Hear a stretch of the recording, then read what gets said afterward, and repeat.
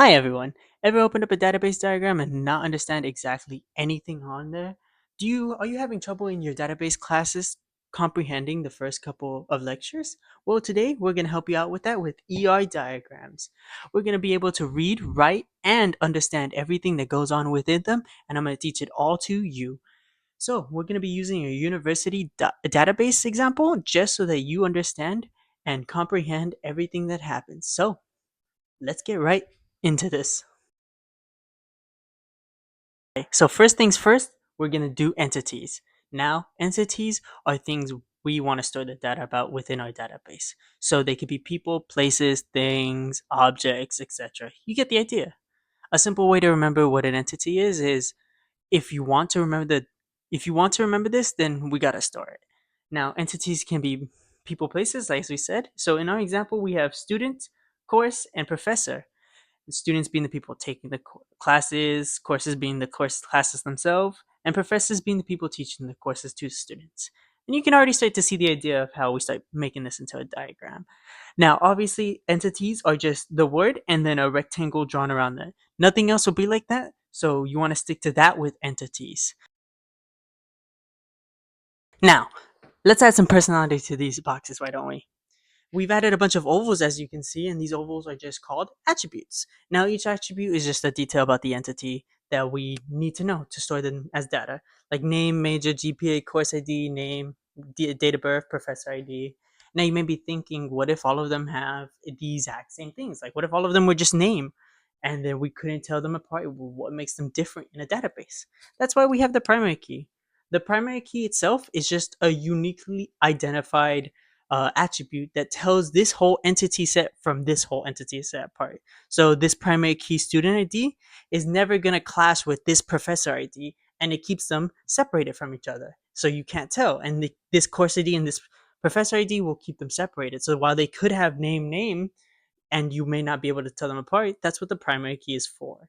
And attributes are just simply details. The rest of them are just as simple as name, a major, GPA, name, date of birth, name. The only thing you really should care about is the primary key itself.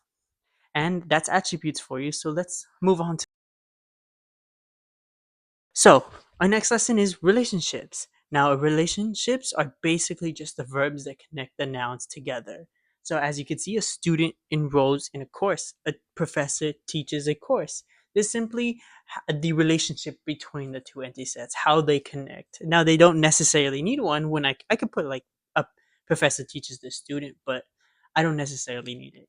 And they don't need to be unique too.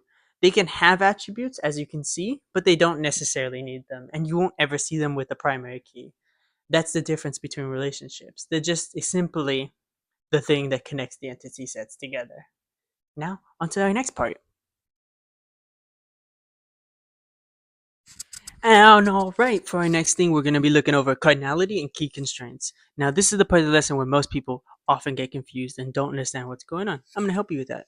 There's four different types of cardinality or key constraints: one to many to one, and many to many. And simply, they're just here to show you how much things go with another thing. They help you to clear up the data in a near diagram, so you know that many of these things will connect to one of these things, or one of these things will connect to many of these things. And they simply help you to show that with the arrow.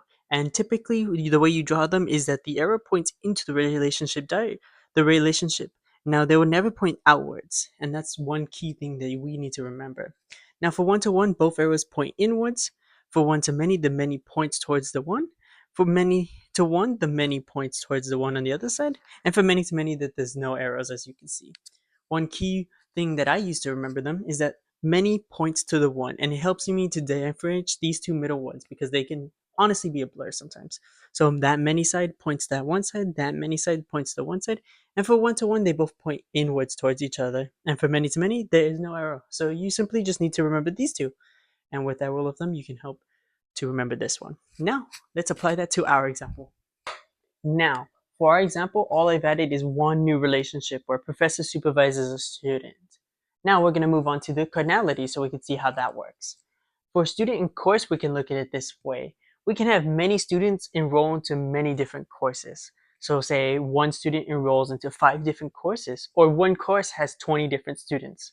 So it's going to be a many to many dynamic. So there's going to be no arrows involved with this relationship. Now, for professor and course, it's where it starts to get a little tricky. With professor, we can have one professor teach many courses, but we can also have many courses be taught by that one professor. So it's going to be a one to many dynamic, and the many are going to point towards the one. Now, for professor and student, we could see it this way. The professor is going to supervise a bunch of different students, but that student is only going to be supervised by one singular professor. So obviously, it's going to be a many to one over here, too. So this many is going to point towards the one. Now, we can move on to the next segment.